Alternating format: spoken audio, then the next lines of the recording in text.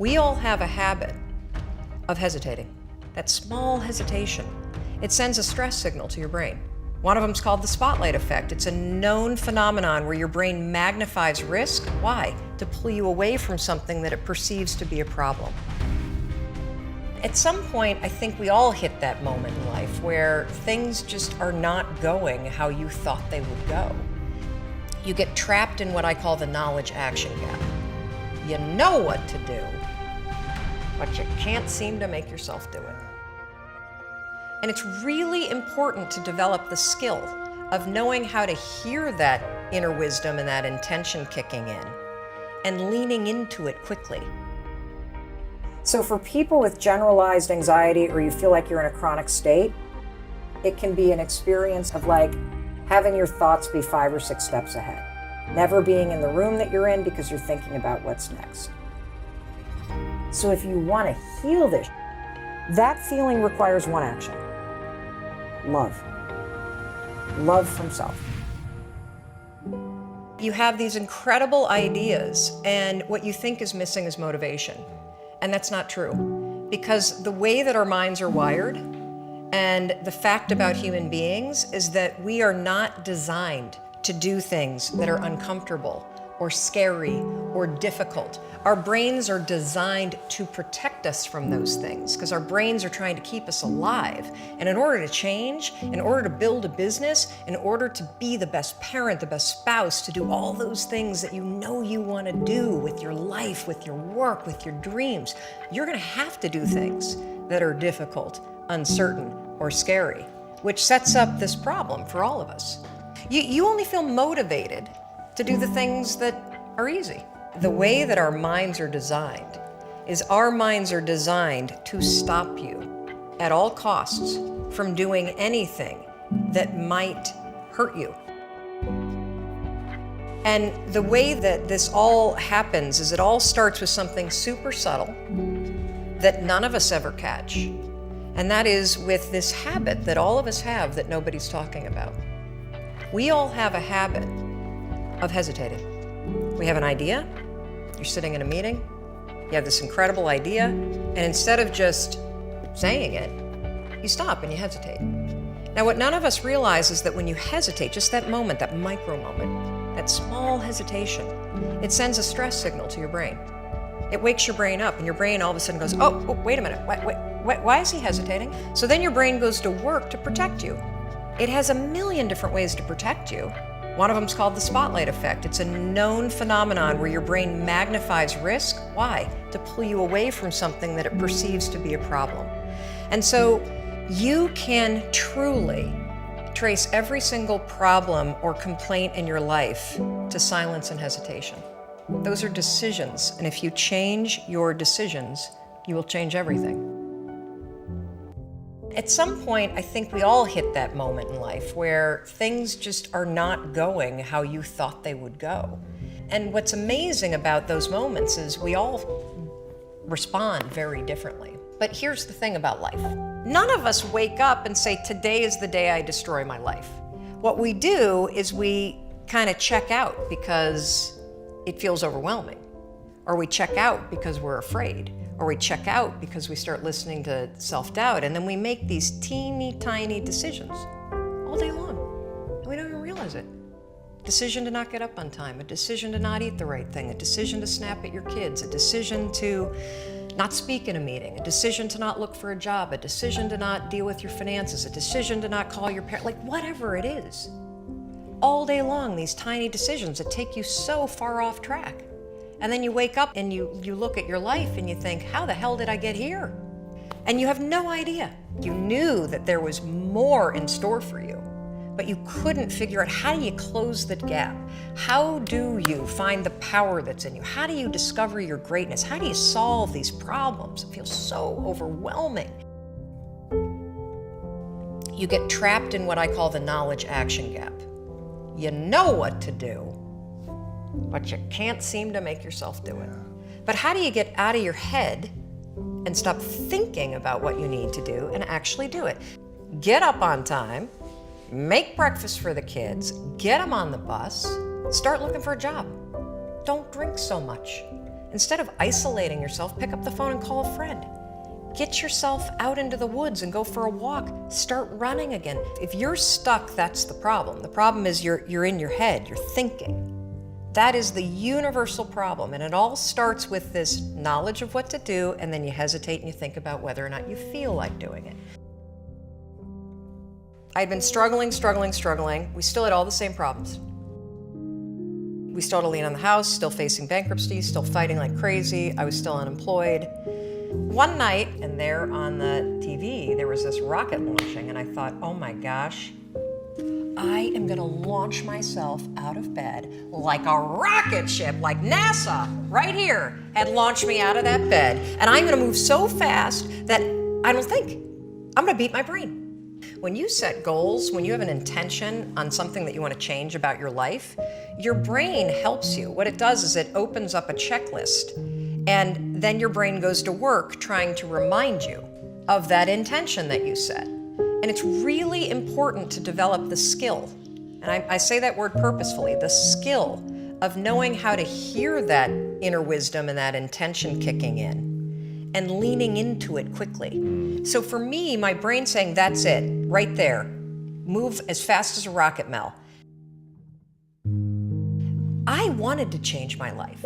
And I think most people that are miserable or that are really like dying to be great and dying to have more, we want to change. We want to live a better life. We want to create more for our families. We want to be happier.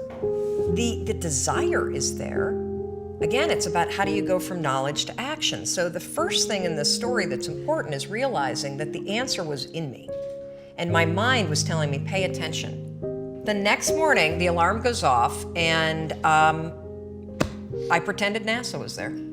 It's the stupidest story. I literally went 5, 4, 3, 2, 1. I counted out loud, and then I stood up. And I'll never forget standing there in my bedroom. It was dark, it was cold, it was winter in Boston. And for the first time in 3 months, I had beaten my habit of hitting the snooze button.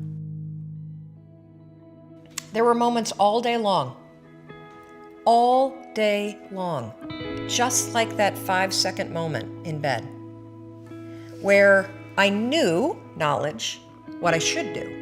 And if I didn't move within 5 seconds, my brain would step in and talk me out of it. Every human being has a 5-second window, might even be shorter for you. You have about a 5-second window in which you can move from idea to action before your brain kicks into full gear and sabotages any change in behavior. Because remember, your brain is wired to stop you from doing things that are uncomfortable or uncertain or scary. It's your job to learn how to move from those ideas that could change everything into acting on them in the smallest moment. Because when you understand the power of a 5-second decision, and you understand that you always have a choice to go from autopilot to decision maker, everything in your life will change. You will be a different negotiator, you will be different in sales, you will be unstoppable in the gym, because you will realize the amount of garbage that you put in the way of your hopes, of your dreams, of your potential, of your confidence, of your courage. Everything comes down to the decisions that you make. Anxiety. It's an alarm in your body that is designed to agitate you, to wake you up, because that alarm wants to get your attention so that you can focus on giving yourself what you need in that moment. All anxiety comes from one source. When your original alarm went off as a child, and you probably don't even remember, because it happens even in moments where you're nonverbal. It's a moment of separation from parent, where you feel separate from the adult and the love that you needed. There is a situation that makes you feel nervous, and then you feel like your parent is not reassuring you. That's how it begins. So for people with generalized anxiety, or you feel like you're in a chronic state, what's happening is you have an alarm going off in the background all the time. It is exhausting. And by the way, anxiety is not just like feeling on edge. Anxiety is anger. Anxiety can be withdrawal. And so it's like when you go from a state of peace and calm to a state of being in hyper alert. That's what anxiety is. Now, most of us are afraid of it or we don't like it. And so we try to ignore it by drinking or ignore it by being busy or suppress it by just at people. But it's like this alarm in you that something's up, something's up, something's up. For anybody that has childhood trauma, it can be an experience of like being on edge waiting for the next shoe to drop. Having your thoughts be 5 or 6 steps ahead. Never being in the room that you're in because you're thinking about what's next. If you're constantly on what's next, anticipating what's coming, you're never in the room where you are to make those memories.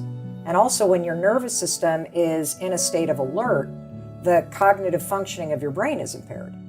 And so you're busy looking for what could be wrong instead of being in the room that you're in. If you really want to transform your experience of life, go from the shoulders down. Notice that there's an alarm going off. Then I want you to realize it's the little you saying, I feel a little nervous right now. Could you just tell me I'm going to be okay? And I've gotten to the point where I can just put my hand right here, find the spot that feels right for you, and literally give yourself a little love, as stupid as that sounds. Like every day, you are going to experience moments where that alarm goes off. Because every single day in life, there is something that will trigger insecurity or feeling separate. It all begins with an alarm in the body. So if you want to heal this, you have to start to go neck down. You need to start to learn how to, in those moments, not be annoyed or scared of the alarm, but to actually turn toward it. Well, think about this. If I were to start to cry right now and tell you that I'm super anxious and something's happened and what would you do? But we don't do it to ourselves. Put your hands on your heart and take a couple deep breaths and tell yourself what you would tell somebody else. And the alarm disappears because it's not trying to tell you that something's wrong. The alarm of anxiety is telling you that there is something missing right now for you, and what's missing is a feeling of safety and a feeling of like deep connection with self. That's all that's missing. And so when you reframe it as a way to let love in, and that it is a way to let love in from yourself, you start to change the way that your body experiences moments. Everything needs to start with addressing these feelings that we have. You want to change your life, there is a very simple formula that's not easy to do. You need to take action before you feel like it. You need to take the actions that the person that has what you really want and deserve in your life, you need to take the same type of actions before you feel like that person. You must act first, period. That's how you change. When it comes to healing your body and when it comes to anxiety, you have to, instead of running away from it or numbing it, because the anxiety feeling is triggering you to grab the alcohol. It's triggering you to get very busy and start running errands. It's triggering you to turn on the TV or hit the vape pen or hit the joint or whatever. And that feeling could be boredom. It could be a sense of overwhelm. It could be insecurity. Let's take the example of you're dating and somebody hasn't texted you in a day, they left you unread, like you start to get that wave, the alarm goes off. Because what do you need? You need some love and reassurance. But what we do instead is, you see that you're still unread and you grab the vape pen. That is you dealing with your anxiety. That is you trying to distract yourself or numb or whatever, this uncomfortable feeling that you don't know how to deal with. When really, that feeling requires one action. Love. Love from self. When you were a child, love was transactional. You were taught that if you're doing what I want, I love you.